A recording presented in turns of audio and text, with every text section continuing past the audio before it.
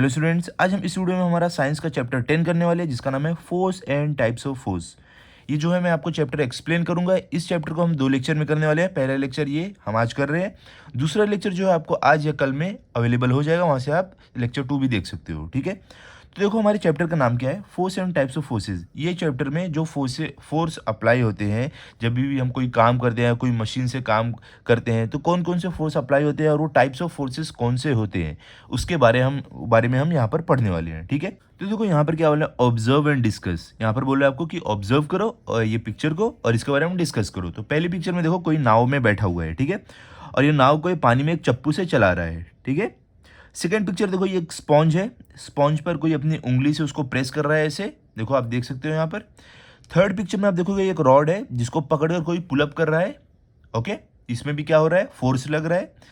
अब सब में कुछ ना कुछ फोर्स लगता ही है। ओके, तीनों पिक्चर में फोर्स लग रहा है। अब नीचे देखो, यहाँ पर एक बुलक कार्ट है जिसे 2 बैल खींच रहे हैं। ठीक है, अब यहाँ पर एक टायर है जिसको एक बच्चा अपनी स्टिक से मार मार के आगे चलाते हुए लेकर जा रहा है। अब देखो लास्ट पिक्चर में जो क्या है, एक बच्चा है जो फुटबॉल को अपने पैर से किक मार रहा है जिससे वो दूर जा रहा है। ठीक है, तो यहाँ पर सारे पिक्चर में कुछ ना कुछ फोर्स लग रहा है जिसकी वजह से यहाँ पर जो अलग अलग टाइप के काम है वो हो रहे हैं। अब देखो हमें नीचे क्या बोल रहे हैं, will a boat move ahead unless pushed with the help of an oar. देखो यहाँ पर क्या बोल रहे हैं, क्या एक बोट जो एक नाव होती है वो आगे जाएगी जब तक उसे ओर से, चप्पू से ना आगे किया जाए। देखो क्या बोल रहे हैं, अगर ये चप्पू यूज ना किया जाए इसको, क्या ये नाव आगे जाएगी? नहीं जाएगी। कैसे जाएगी? ये चप्पू से ही यूज करके, चप्पू से चला के नाव को आगे लेकर जाते हैं। तो यहाँ पर आप नो लिख सकते हो। सेकंड क्या है, वो exerts force to move a bullock cart forward. क्या बोल रहे हैं कि जो बुलक कार्ट होती है, जो बैलगाड़ी होती है, इसको आगे लेकर जाने के लिए कौन फोर्स लगाता है? कौन लगाता है? जो 2 बैल हैं ये लोग फोर्स लगाते हैं। ये लोग जो आगे आगे खींचते हैं इस बुलक कार्ट को, तब ये आगे आगे बढ़ती है। ठीक है, थर्ड क्या है, what makes the ball move during a game of football, how does its direction change. क्या बोल रहे हैं कि एक फुटबॉल मैच के दौरान जो फुटबॉल रहता है वो कैसे अपनी जगह से मूव करता है और उसका डायरेक्शन जो है, उसकी जो दिशा है वो कैसे चेंज होती है। तो सिंपल है, एक जो फुटबॉल है, जब कोई बच्चा उसको किक मार मार के आगे लेके जाता है तब उसका क्या होता है, वो आगे आगे बढ़ता है, मूव करता है। और उसका डायरेक्शन कैसे चेंज होता है, जब कोई उसको अपने पैर से किक मारता है कोई और डायरेक्शन में, तब उसका डायरेक्शन चेंज होता है। ठीक है, फोर्थ क्या है, will the wheel go forward if it is not pushed with a stick. क्या बोल रहे हैं, क्या ये जो व्हील है ये आगे जाएगी अगर इसको स्टिक से मारकर आगे नहीं किया जाए? तो नहीं जाएगी। इसका आंसर नो रहेगा, क्योंकि व्हील को अगर आप वैसे ही छोड़ दो वो वहीं गिर जाएगी, वो आगे नहीं जाएगी। ये स्टिक से मार मार के उसको आगे लेकर जाया जा रहा है, उसको एक फोर्स लगाना पड़ेगा आगे उसको बढ़ाने के लिए। ठीक है, मतलब कि हर एक काम के लिए कुछ ना कुछ फोर्स लगाना ही पड़ेगा तभी वो काम होगा, अपने आप नहीं होता है। अब आगे देखते हैं क्या है, When we kick the football coming in our direction towards the goal, we apply force। क्या बोल रहे हैं, जब हम एक फुटबॉल को किक करते हैं, जब वो हमें हमारी तरफ, हमारे गोल की तरफ आता है, तो हम कुछ फोर्स अप्लाई करके उसको मारते हैं। In day to day life we do many actions such as lifting, pulling, riding a bicycle and stopping at it times, pushing a load, squeezing और bending something and driving vehicles. क्या बोल रहे हैं यहाँ पर कि हम अपनी रोज़ की ज़िंदगी में हम बहुत सारे एक्शन करते हैं, जैसे कि लिफ्टिंग, किसी चीज़ को उठाना, पुलिंग, किसी चीज़ को खींचना, राइडिंग अ बाइसाइकिल, साइकिल को चलाना, स्टॉपिंग एट इट टाइम्स और उसको समय पर रोकना, पुशिंग अ लोड, कोई भी लोड को, वजन को ढकेलना, स्क्वीजिंग और बेंडिंग, किसी चीज़ को दबाना या तो उसको बेंड करना, एंड ड्राइविंग व्हीकल और गाड़ी को चलाना। ये सारे अलग अलग टाइप के एक्शंस हम करते हैं अपने रोज़ की ज़िंदगी में। It is necessary to apply force for doing all these actions. क्या बोल रहे हैं, ये सारे काम करने के लिए, pulling, lifting, riding bicycle, pushing load, ये सारे जितने भी काम हैं इनको करने के लिए हमें क्या क्या करना पड़ता है, कुछ ना कुछ फोर्स लगाना पड़ता है। ठीक है, जो भी काम है, पुलिंग का हो गया, लिफ्टिंग का हो गया, पुशिंग का हो गया, स्क्वीजिंग का हो गया, बेंडिंग का हो गया, या तो गाड़ी चलाने का हो गया, सब में हमें कुछ ना कुछ फोर्स लगाना पड़ता है तभी वो काम होता है। ठीक है, force is applied to an object to pull it और to push it in any manner. क्या बोल रहे हैं कि कोई भी सामान हो उस पर फोर्स लगाना पड़ता है, अगर हमें उसे पुल करना हो या पुश करना हो किसी भी तरीके से, बिना फोर्स लगाए नहीं होगा। ठीक है, अब आगे चलते हैं। No object changes its position on its own. क्या बोले? कोई भी ऑब्जेक्ट अपनी पोजिशन, अपनी जगह खुद से नहीं बदलता है। Force is required to move an object. कोई भी ऑब्जेक्ट को मूव करने के लिए फोर्स की ज़रूरत पड़ती है। ठीक है, वो चाहे थोड़ा सा फोर्स हो, बहुत ज़्यादा अमाउंट फोर्स हो, लेकिन फोर्स लगाना पड़ता है। अभी ये टेक्स्ट बुक है, अभी समझ लो ये पेंसिल है, क्या ये अपने आप हिलेगी अपनी जगह से? नहीं हिलेगी। मैं इसको अगर ज़रा सा फोर्स लगाऊंगा, देखो ये अपनी जगह से यहाँ चली गई। तो फोर्स लगाना पड़ता है हमें कोई भी ऑब्जेक्ट को मूव करने के लिए। ठीक है, या तो यहाँ पे देखो और क्या बोल रहे हैं, और टू स्टॉप इट। मूव करने के लिए हमने फोर्स लगाया, अब स्टॉप भी अगर करना हो तो भी हमें फोर्स लगाना पड़ता है। अब देखो ये पेंसिल को मैं छोड़ दिया, ऐसे छोड़, देखो नीचे नीचे यहाँ तक आ गई, लेकिन वही अगर पेंसिल आ रही है, अब देखो यहाँ से आ रही है, सॉरी यहाँ से आ रही है, मैंने फोर्स लगा दिया यहाँ पर, तो पेंसिल रुक गई। देखो यहाँ से आ रही थी, मैंने फोर्स लगा दिया, पेंसिल रुक गई। लेकिन वही यहाँ से मैंने ऐसे छोड़ दिया, देखो तो नीचे तक चली गई। तो मतलब अगर हमें किसी चीज़ को मूव करना हो तो भी फोर्स लगाना पड़ता है, और अगर किसी चीज़ को हमें रोकना हो तो भी फोर्स लगाना पड़ता है। ठीक है, चलो अभी आगे चलते हैं। अब क्या आगे बोल रहे हैं, कैन यू टेल, क्या आप बता सकते हो? क्या देखो, what happen when you hold two ends of a spring and pull them apart. क्या बोल रहे हैं कि अगर आप कोई स्प्रिंग के दो एंड को इस तरीके से, दो एंड को पकड़ो और उसको ऐसे खींच दो, तो क्या होगा बताओ? अगर आप ऐसा कोई स्प्रिंग के साथ करोगे क्या होगा? वो स्प्रिंग, देखो आप कैसे बोल सकते हो, the shape of the spring changes, मतलब कि वो जो स्प्रिंग का शेप है वो चेंज हो जाएगा। पहले छोटी थी, सिकुड़ी हुई, खींचे तो बड़ी हो जाएगी, तो उसका शेप चेंज होगा, और the original shape is lost and the pulled spring acquires a new shape. और जो उसका ओरिजिनल शेप था वो क्या हो गया, वो लॉस्ट हो गया। अब स्प्रिंग का एक न्यू शेप बन गया, क्योंकि देखो पहले सिकुड़ी हुई थी, आपने इसको जोर से खींच दिया, तो अब वो अपने ओरिजिनल शेप में नहीं सिकुड़ी हुई रहेगी, थोड़ी बड़ी सी रहेगी। ठीक है, एक नया शेप उसको मिल जाएगा। ओके, अब देखो आगे क्या है सेकंड में, what happens when a blacksmith hammers a red hot piece of iron. क्या बोल रहे हैं कि जो ब्लैक स्मिथ है, जब ये कोई red piece of hot iron, मतलब कि एकदम जलता हुआ जो लाल लोहा रहता है, उस पर अगर हथौड़ा मारेंगे तो क्या होता है बताओ? जो उस पर हथौड़ा मारेंगे तो आप क्या बोल सकते हो, when a blacksmith hammers a red hot piece of iron it changes its shape. मतलब कि अगर लाल एकदम जलता हुआ लोहा रहे, उस पे ब्लैक स्मिथ ने अपना हथौड़ा मारा, तो उसका शेप, उसका आकार चेंज हो जाएगा। इसी तरीके से जो ब्लैक स्मिथ रहते हैं ना, जो लोहार रहते हैं ना, वो लोग कोई भी लोहे को एक आकार देते हैं, चाकू बनाते हैं, कोई भी चीज को ऐसे पीट पीट के एक शेप देते हैं, एक आकार देते हैं। ठीक है, चलो आगे चलते हैं। Force is necessary to change the shape of an object. क्या बोले कि फोर्स ज़रूरी है कोई भी ऑब्जेक्ट का शेप चेंज करने के लिए, आकार बदलने के लिए। एग्जाम्पल में आप ये दोनों देख सकते हो, स्प्रिंग को जोर से खींचे, फोर्स लगाए, उसका आकार बदल गया। ब्लैक स्मिथ जो है, जो लोहार है, उन्होंने उन्होंने लाल जो जलता हुआ लोहा है उस पर हथौड़ा मारा, उसका शेप चेंज हो गया। ठीक है, तो फोर्स ज़रूरी है कोई भी ऑब्जेक्ट के शेप को चेंज करने के लिए। चलो अभी आगे देखते हैं। अब देखो यहां पर क्या है, टाइप्स ऑफ फोर्स। अलग अलग टाइप के फोर्स कौन से होते हैं? क्या है, मस्कुलर फोर्स। मस्कुलर फोर्स क्या होता है, देखो जब हम अपने हाथ से कोई फोर्स लगाते हैं खुद से डायरेक्ट, तो उसको बोलते हैं मस्कुलर फोर्स। क्या है, in all the actions shown in the picture 10.1। क्या बोल रहे हैं, जो भी एक्शन 10.1 पिक्चर में दिखाया गया है, यहां पर देखो इसमें क्या बोल रहे हैं इसको, कि ये क्या है, the movements takes place with the help of the bones and muscles in the body. The person in the picture along is lifting the weight by using muscular force. क्या बोले, इसमें जो मूवमेंट है जो भी इस पिक्चर के अंदर मसल या बोन के हेल्प से हुआ है। देखो जितने भी मूवमेंट हो रहे हैं, आप देखो ये बुलक कार्ड को, अगर बुल जो है, जो ये बैल खींच रहे हैं, तो ये भी कैसे, इनके मसल और बोन से ही है ना, मतलब इनके शरीर द्वारा ही किया जा रहा है ना।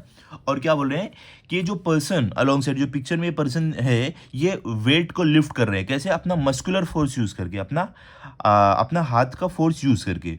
तो इसको क्या बोलते हैं, the force applied with the help of muscles is called muscular force. क्या बोल रहे हैं, ऐसा फोर्स जो हम अपने मसल को यूज करके अप्लाई करें, उसको हम बोलते हैं मस्कुलर फोर्स। ठीक है, ओके, अब आगे चलते हैं। यूज योर ब्रेन पावर, देखते हैं क्या बोल रहे हैं, आपका दिमाग का इस्तेमाल करने क्यों बोला गया है। For which task in your day to day life do you use muscular force. क्या बोल रहे हैं, कौन से कामों के लिए, रोज जो आप काम करते हो उनमें से कौन से कामों के लिए आप मस्कुलर फोर्स का इस्तेमाल करते हो रोज के काम में? तो देखो अगर कौन सा रहेगा आप बताओ, थोड़ा आप सोच के बताओ। देखो आप साइकिल चलाते हो ना, तो उसमें आपका मस्कुलर फोर्स लगता है। ठीक है। या तो अगर आप अपना बैग उठाते हो उसमें भी आपका मस्कुलर फोर्स लगता है, या तो आप जो क्रिकेट खेलते हो उसमें भी आपका मस्कुलर फोर्स लगता है। क्रिकेट हो गया या कोई भी गेम ले लो, अभी समझ लो आप कोई चीज़ उठा रहे हो, कोई सामान उठा, पानी आपकी मम्मी ने बोल दिया लाने के लिए कि वहाँ से पानी की जो बाल्टी है छोटी सी उठा के लाओ, या कोई भी चीज़ सामान उठा के लाओ, उसमें भी मस्कुलर फोर्स लग रहा है। तो ये सारी चीज़ें हैं जिसमें मस्कुलर फोर्स लगता है। ओके। अगर आपको कोई और भी पता है तो कमेंट सेक्शन में बताओ, हम देखते हैं और कौन से मस्कुलर फोर्स आपको मालूम है जो आप डे टू डे लाइफ में यूज़ करते हो। अब आगे देखो क्या है मैकेनिकल फोर्स। देखो मैकेनिकल फोर्स में क्या होता है, जिसमें मशीन द्वारा फोर्स लगाया जाता है उसको हम बोलते हैं मैकेनिकल फोर्स। ठीक है। तो देखते हैं यहाँ पे क्या दिया गया है। We use different machines for doing many task. क्या बोल रहे हैं, हम अलग अलग मशीन का इस्तेमाल करते हैं बहुत सारे काम करने के लिए। ठीक है। Muscular force is used for running some machines. क्या बोल रहे हैं, हम अपना मस्कुलर फोर्स का यूज करते हैं कोई भी मशीन को चलाने के लिए। Some machines are run by using electricity और फ्यूल। क्या बोला, और कुछ मशीन्स जो है वो इलेक्ट्रिसिटी या तो फ्यूल ईंधन से चलती है। Machines like latter are called automatic machines because a mechanical force is used here. क्या यहाँ पर बोल रहे हैं, यहाँ पर बोल रहे हैं कि मशीन्स जैसे कि लेटर मशीन जो होती है जिसमें हमारा मैकेनिकल फोर्स लगता है उसको हम क्या बोलते हैं, ऑटोमेटिक मशीन्स। फॉर एग्जाम्पल, जैसे कि एग्जाम्पल में क्या है, swing machine, electric pump, washing machine, mixer etcetera. Make a list of other such machines. तो ये सारे मशीन्स को क्या बोलते हैं, ऑटोमेटिक मशीन, क्योंकि इसमें मैकेनिकल फोर्स लगता है, मशीन द्वारा फोर्स लगाया जाता है। ठीक है। अब आगे चलते हैं। देखो आगे आपको क्या दिया गया है, the force applied bye means of machine is called mechanical force. क्या बोल रहे हैं, ऐसा फोर्स जो मशीन द्वारा लगाया गया हो उसको हम मैकेनिकल फोर्स बोलते हैं। ठीक है। कोई भी फोर्स जो मशीन लगाए उसे मैकेनिकल फोर्स बोलते हैं। जब आप डायरेक्ट कोई चीज़ पे फोर्स लगाते हो, जैसे कि आप एक डंबल को समझ लो उठा रहे हो, या तो एक बकेट को उठा रहे हो, अपने बैग को उठा रहे हो, अपने बैट या बॉल को उठा रहे हो, तो ये मस्कुलर फोर्स में आएगा। ठीक है। लेकिन अगर कोई मशीन काम कर रही है, जैसे कि आपने मशीन को चला दिया और मशीन अपना काम करने लग रही है, तो वो मैकेनिकल फोर्स हो गया, वो मस्कुलर फोर्स नहीं होगा। ठीक है, क्योंकि वो मशीन कर रही है। Okay, clear. अब हम चलते हैं अगले टॉपिक पर, ग्रेविटेशनल फोर्स। ग्रेविटेशनल फोर्स क्या होता है, देखो ग्रेविटेशनल फोर्स मतलब कि जहां पर हमारी जो ग्रेविटी है, जो अर्थ की जो गुरुत्व आकर्षण जिसे हम हिंदी में बोलते हैं, उसके फोर्स की वजह से जब कोई ऑब्जेक्ट मूव करता है, एक जगह से दूसरी जगह जाता है, तो उसको हम बोलते हैं ग्रेविटेशनल फोर्स। यहाँ पे देखो आपको बता रहे हैं क्या है, if an object is throne upward by applying force it reaches a certain height and comes down again. Why is this so. क्या बोल रहे हैं कि अगर एक ऑब्जेक्ट को आप फोर्स लगाकर ऊपर की तरफ फेंको, वो एक हाइट पर पहुंचने के बाद नीचे आने लगता है। ऐसा क्यों, देखो आपने देखा होगा, बॉल को लो और आसमान में फेंको, तो एक हाइट पे जाने के बाद वो वापस नीचे आने लगता है। ठीक है, वापस नीचे आने लगता है। देखो आप यहाँ पर देख सकते हो, ये बच्चे ने बॉल फेंका, इतनी ऊपर जाने के बाद एक हाइट पे जाने के बाद वापस नीचे आने लगा। तो ऐसा क्यों होता है, ऐसा इसके लिए होता है क्योंकि हमारी जो अर्थ, हमारी जो पृथ्वी है, उसके पास एक ग्रेविटेशनल फोर्स है। वो कोई भी चीज़ को अपनी तरफ खींचती है। ठीक है, जब उसके पास कोई भी चीज़ रहेगी उसको अपनी तरफ खींचती है। ठीक है, आप भी जंप मारो, एक सर्टेन हाइट पर आप जंप जब मारोगे, इतने ऊपर जाने के बाद, समझ लो एक हाइट पे जाने के बाद वापस जो हमारी पृथ्वी, जो अर्थ है, अपनी तरफ खींच लेगी आपको। तो इसके लिए वापस आप आकर ज़मीन पर ही लैंड हो जाते हो। ठीक है। क्या है, why do fruits on trees fall to the ground. अब देखो यहीं पर वापस क्वेश्चन पूछ रहे हैं, जो ये फ्रूट्स होते हैं, जो फल होते हैं, वो जमीन पर क्यों गिरते हैं, वो ऊपर क्यों नहीं जाते हैं। मतलब ऐसा मैं आपको बोल रहा हूँ, जमीन पर ही क्यों गिरते हैं, टूट कर ऊपर क्यों नहीं जाते। ये भी हमारे ग्रेविटेशनल फोर्स की वजह से, क्योंकि हमारी पृथ्वी के अंदर एक गुरुत्व आकर्षण है, एक ग्रेविटेशनल फोर्स है, उसकी मदद से वो कोई भी चीज़ को अपनी तरफ खींचती है। ठीक है। The earth pulls all object towards itself. देखो वही चीज़ यहाँ पर बोल रहे हैं कि हमारी धरती हर एक चीज़ को अपनी तरफ खींचती है। The force applied by the earth to pull objects towards itself is called gravitational force. क्या बोल रहे हैं कि जब हमारी अर्थ कोई भी फोर्स अप्लाई, जब हमारी अर्थ फोर्स अप्लाई करके कोई भी चीज़ को अपनी तरफ खींचती है, तो उसे हम बोलते हैं ग्रेविटेशनल फोर्स। आपने बॉल को फेंका, बॉल वापस आकर ज़मीन पे गिरा, तो ग्रेविटेशनल फोर्स की वजह से गिरा। एक पेड़ पे फल है, फल जब टूटा वो ज़मीन पे आके गिरा, तो ये भी ग्रेविटेशनल फोर्स की वजह से आके गिरा। आपने जंप मारा, वापस आप ज़मीन पर लैंड हो गए, जंप मारने के बाद भी वापस आप आसमान में नहीं गए, वापस लैंड हो गए ज़मीन पर, तो वो भी हो गया ग्रेविटेशनल फोर्स। अब देखो ये जो ग्रेविटेशनल फोर्स है, इसके बारे में मालूम कैसे पड़ा, किसने इसकी डिस्कवरी किया, तो वो है हमारे sir Isaac Newton.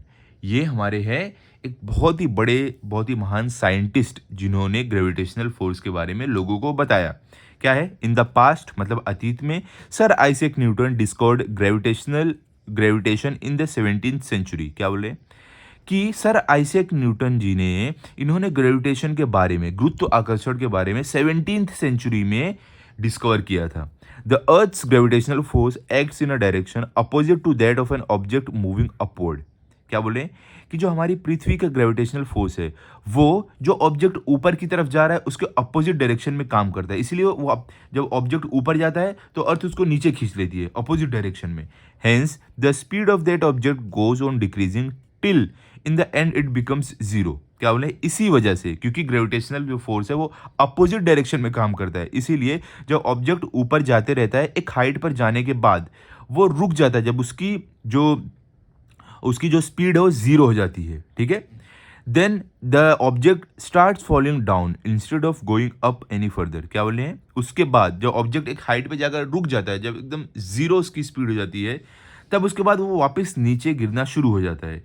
While falling its speed goes on increasing all the time due to gravitational force. क्या बोले? और जमीन पर गिरते समय उस ऑब्जेक्ट की स्पीड बढ़ते जाती है। किसकी वजह से? ग्रेविटेशनल फोर्स की वजह से, क्योंकि ग्रेविटी उसको अपनी तरफ खींचती है। ठीक है, क्लियर? आई होप आपको अच्छे से समझा होगा यहाँ तक। अभी देखो अगला जो आगे का जो पार्ट है हमारे चैप्टर का, पेज नंबर 72 से हम करेंगे लेक्चर नंबर 2 में।